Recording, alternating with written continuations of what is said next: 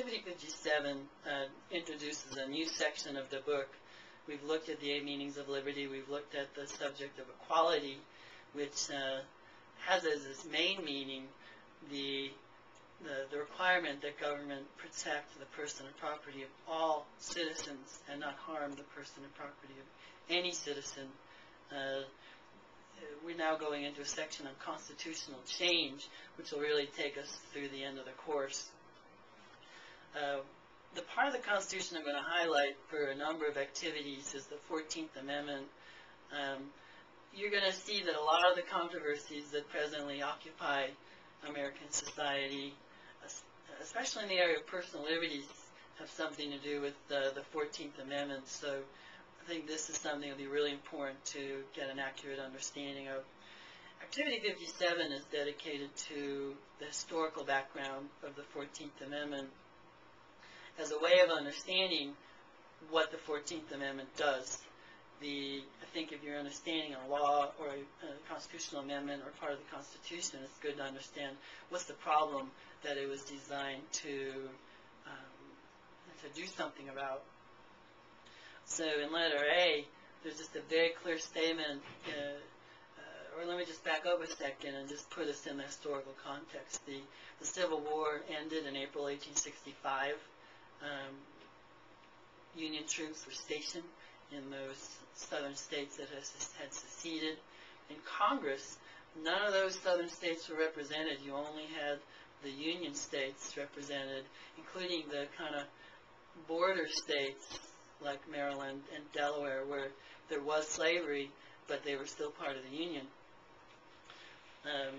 Now, in December of 1865, and the chronology will turn out to be kind of important here, which is why I'm going through these dates, we have the 13th Amendment, which abolished slavery, is ratified, and then it's brought up in December by a couple of people from Massachusetts, but what about the newly freed slaves in the former Confederate states, in these southern states?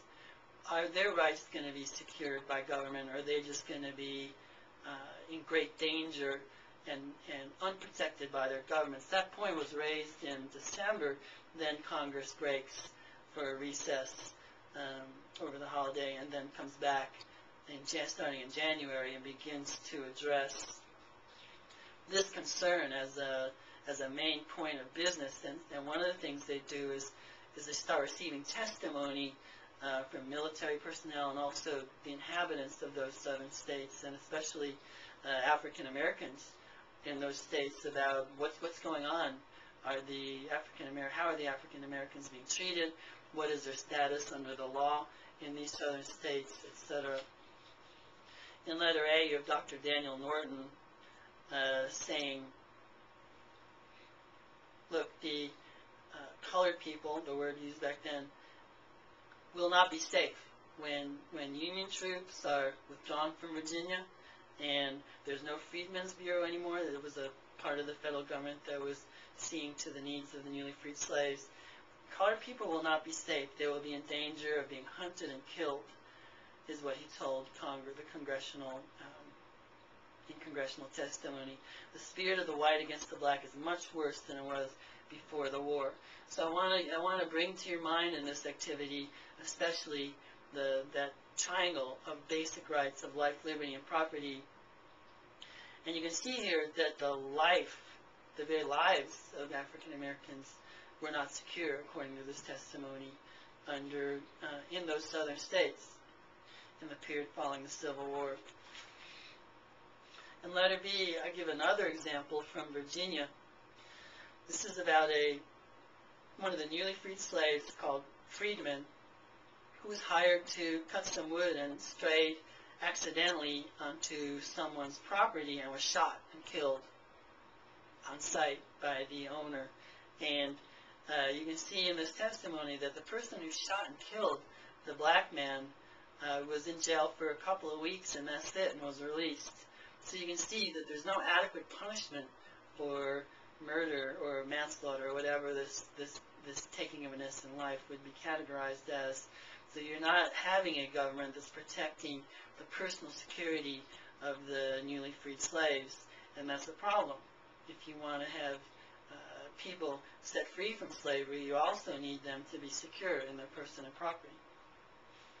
Letter C is focusing in New Orleans, Louisiana, about the question has to do with whether or not the rebels, the government officials, the people, the white people of the southern states, will be willing to allow Negroes to become landowners, landholders. And Mr. Ezra Heinstead makes a distinction between African Americans who were free and had long been free in Louisiana. He says that for a long time there have been free blacks in Louisiana, but also there's all these newly freed slaves, and he says the opposition is to them owning land. There's been lots of landowners who were black in Louisiana for many, many years, but these newly freed slaves, there was laws against them owning land, and there was opposition to that. So again, this is a problem. If you have newly freed slaves and they're going to be citizens, it seems like they ought to be equally protected by the law and have equal access to owning property. Letter D focuses on contracts, and apparently what was going on at this time was you'd have one of the newly freed slaves would work maybe for his or her former master, and at the end of the week or month would not be paid, and the person had no recourse. There was no contract because what were called the black codes didn't permit newly freed slaves to work under a contract, to have a contract, and then to sue. That would be your normal recourse. If you have a contract and your employer breaks it, then you'd have to sue your employer to get paid.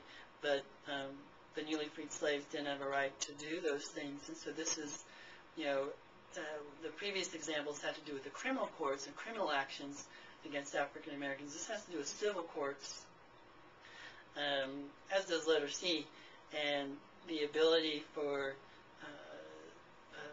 African Americans to have the right to have a contract for work done, to sue if it's not paid, or for other injuries.